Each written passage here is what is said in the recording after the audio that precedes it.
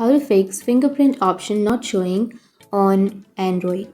So if you want to fix fingerprint option not showing on Android devices, then first what you can do is open up your settings application in your mobile device. And once you open your settings, now go for the search icon which is on the upper right, and then you need to search for reset settings.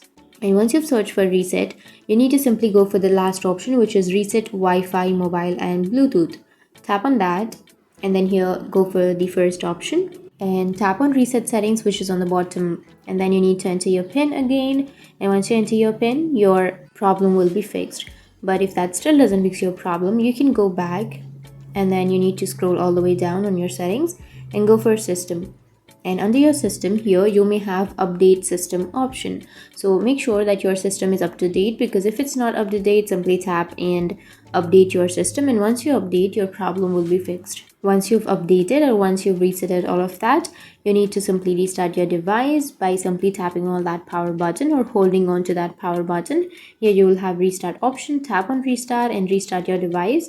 And once you've restarted, your problem will be fixed and you will find or have that fingerprint option.